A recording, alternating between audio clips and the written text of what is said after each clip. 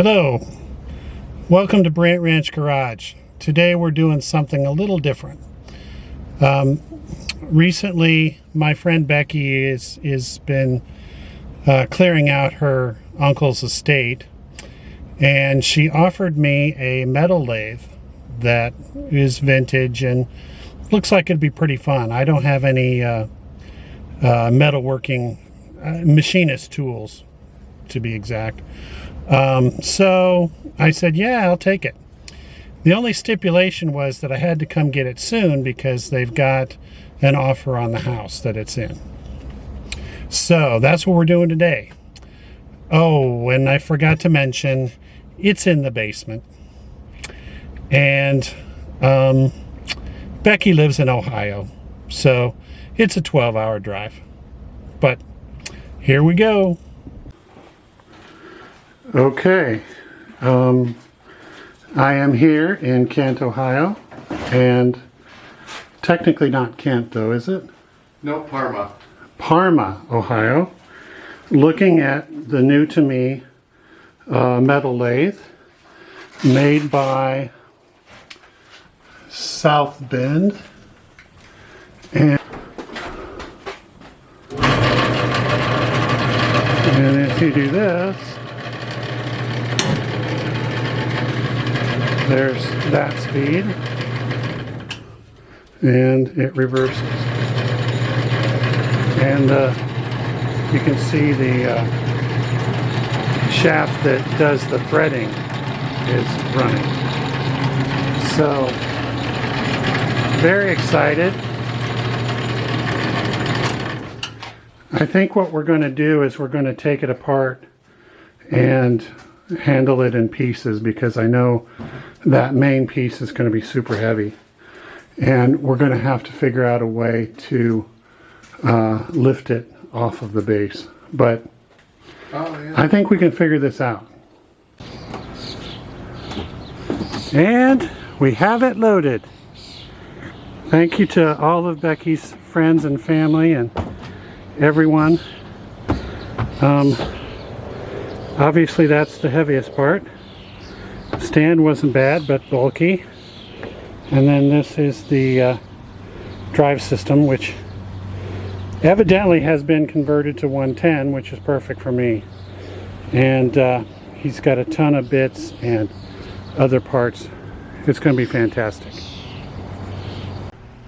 Okay, I got home late last night and got everything unloaded this morning from the rental truck.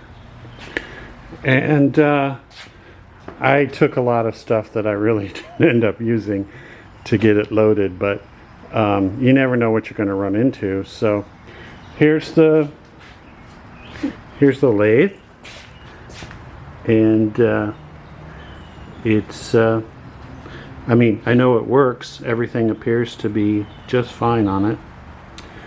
And there's the power unit. And I grabbed everything that I could find that was obviously lathe related. So we've got some good stuff, and I want to work on the base a little bit. I want to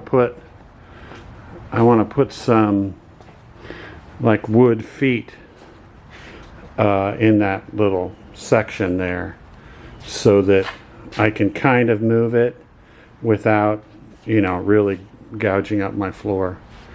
And I think I've got a spot picked out for it back behind the bench. So that'll be fun. That'll be fun.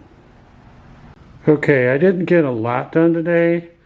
I got some wooden skids inserted into the base so that it won't scratch up my floor as I slide it around the room. And I got the lathe set back up on the platform, on the cabinet. I wanted to show you the tag for it. South Bend Precision Lathe Model A, bed length 3.5 feet, I would guess. And catalog number 6447. So, coming along. I also got a new belt. My next challenge, is how do I get the belt into there? So, I suspect I'll work on that tomorrow. Okay, I just wanted to show you what the drive side looks like. It looks to me like these caps of that top shaft are split, and I'll be able to take that apart, lift the shaft off, and put the new belt in. Fingers crossed.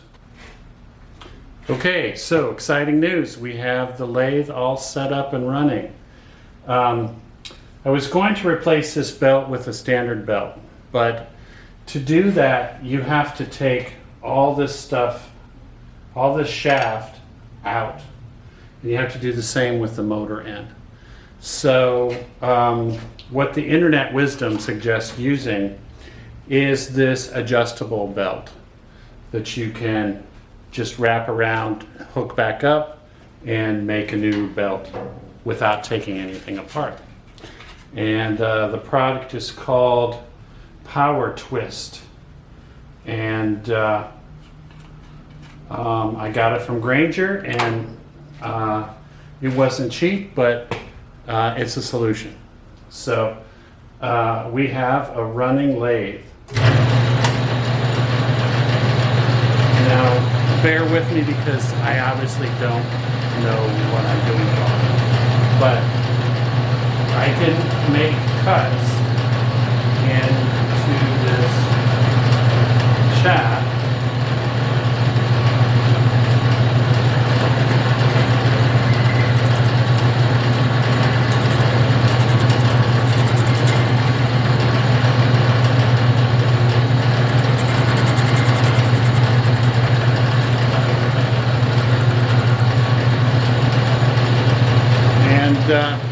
There, it works. So I have a lot to learn, and I'm still very excited to use it. And next step, we're going to move it back into a safe corner and get it all leveled and stable. So anyway, that's the lathe.